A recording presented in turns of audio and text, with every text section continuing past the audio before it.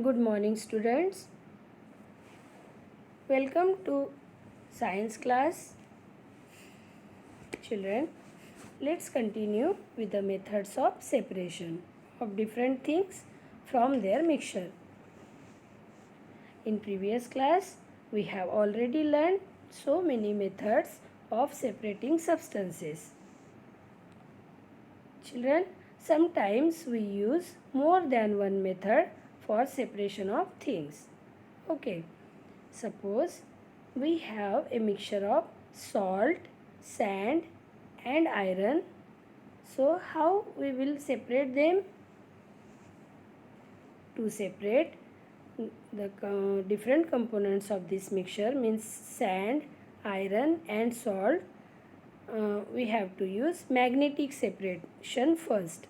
To separate iron from the sand, we can use magnet. So we have to pass the magnet bar from the mixture of the sand and iron so that iron particles will stick to the magnet. Okay, and sand will be remain there in the beaker. Then after that, to separate the to dissolve the salt in water, we have to add water to the mixture of salt and sand, so that salt will be dissolved in water and sand will sink at the bottom of the beaker. Then after that, we have to filter this mixture through the strainer. We can use strainer here for filtration. So the sand will be left on strainer and the salt water will be get down through the strainer. Okay, and in this way we will separate the sand from the salt.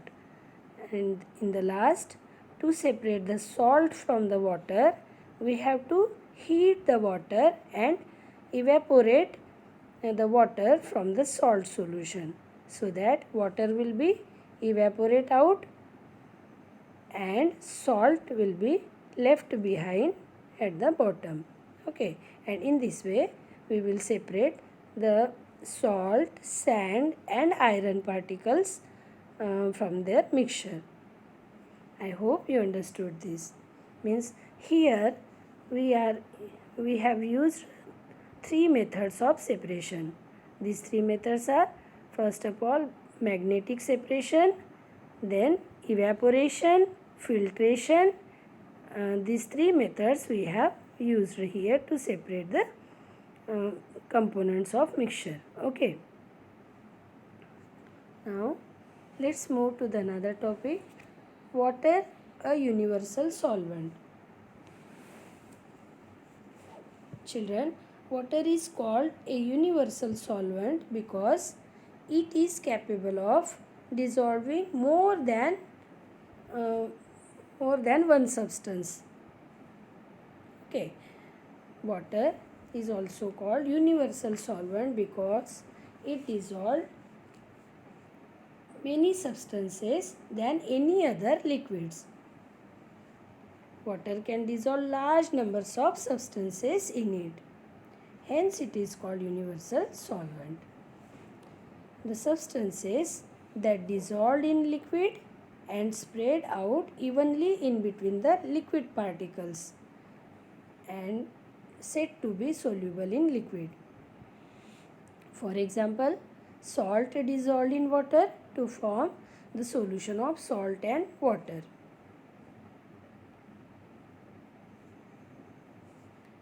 Okay, the liquid in which the substance dissolved is called solvent.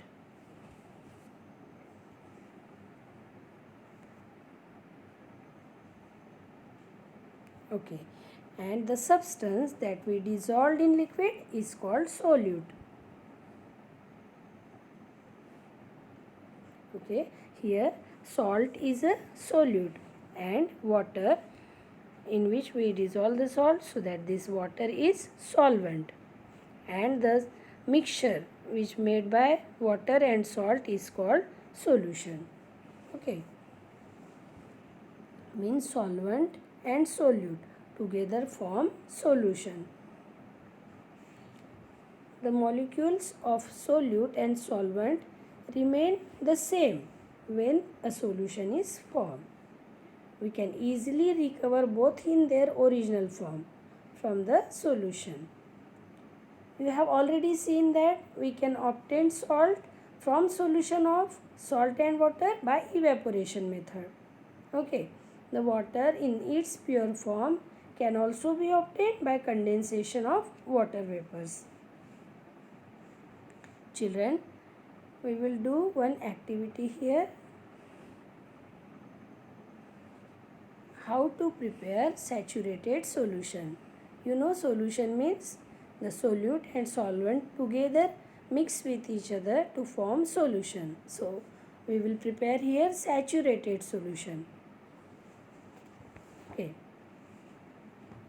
Add some sugar to water taken in a beaker and stir. The sugar dissolved in water. Then after that add more and more sugar until no more sugar dissolved.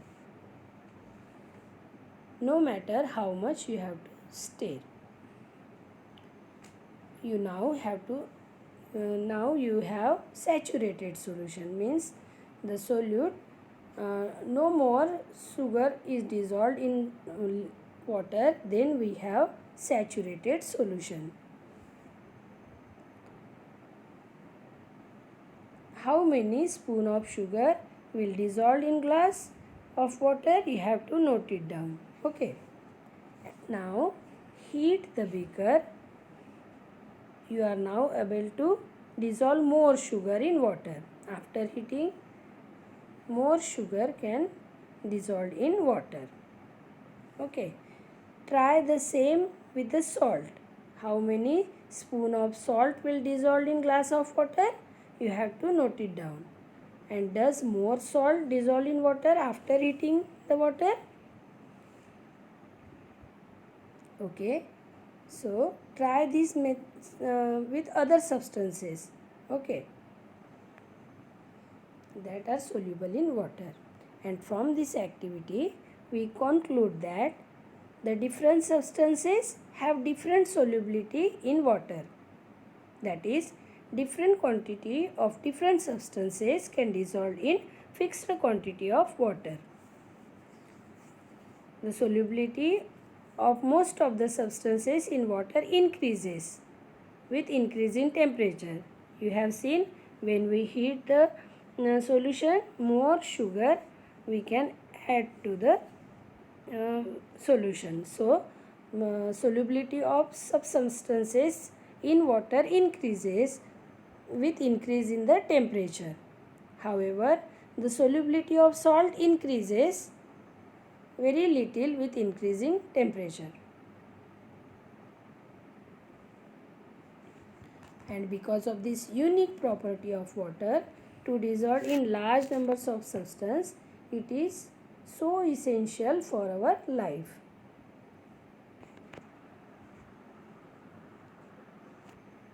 Absorption of nutrients which are present in our food by the body won't be possible unless they are soluble in water. Means our nutrients which are present in our body are soluble in water, and that is why absorption of nutrients in our body is possible. Similarly, waste material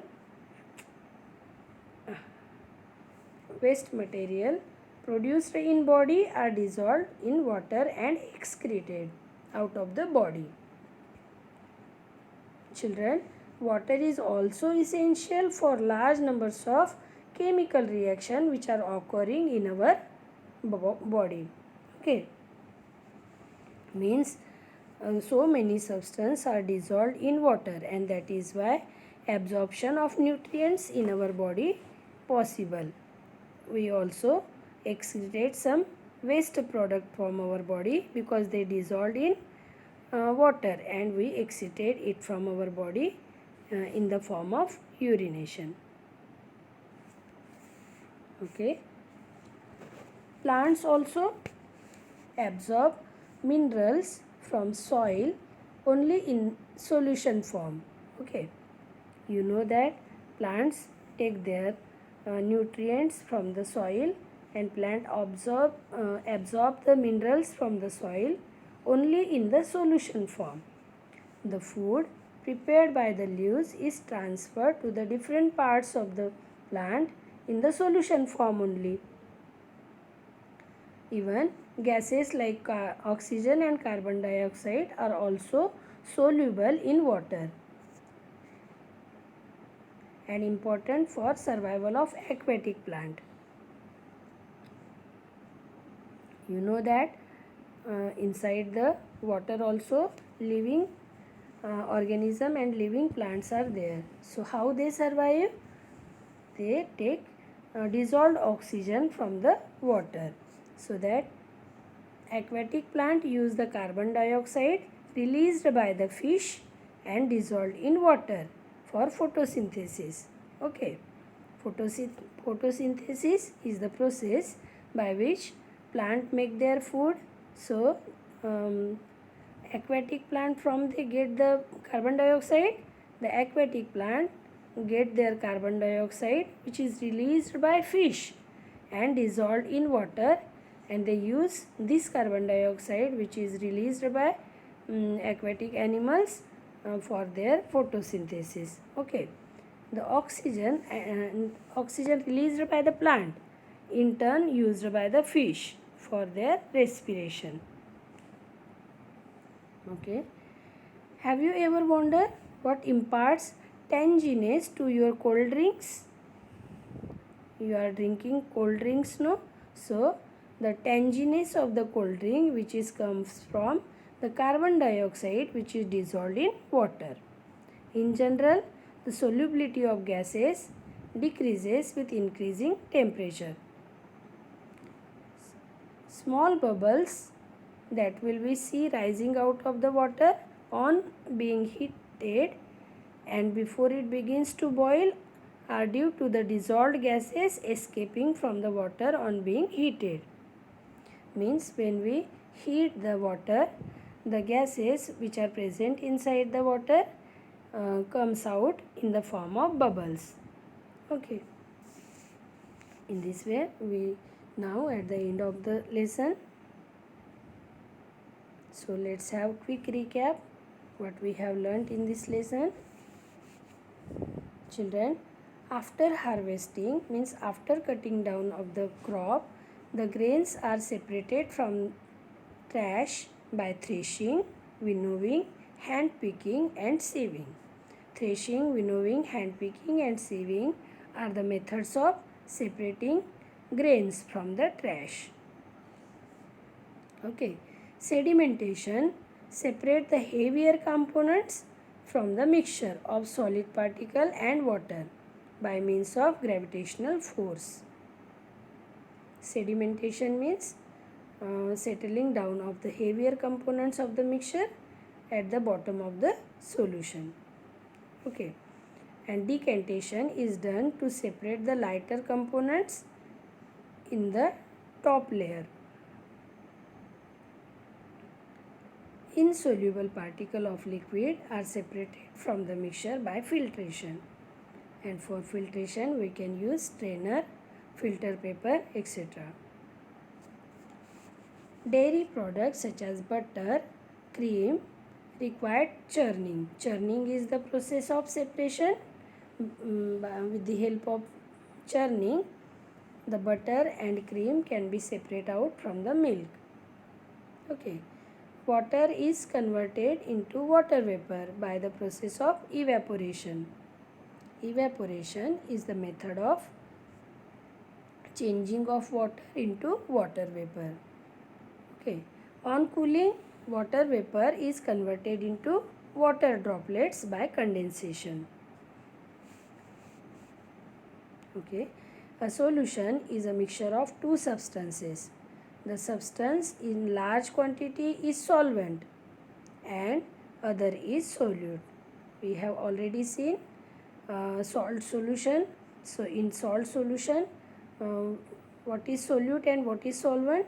In salt solution, salt is solute and water is a solvent, and together salt and water together make salt solution. Okay. When no more solute can be dissolved in solvent, the solution form is said to be saturated solution. We already seen how to make saturated solution. So what is saturated solution, children? When no more solute can be dissolved in solvent, then such solution is called saturated solution. Okay, that's all for today. Children, in our next class, we will do some book exercise, question and answer. Okay, and that's all for today. Have a good day.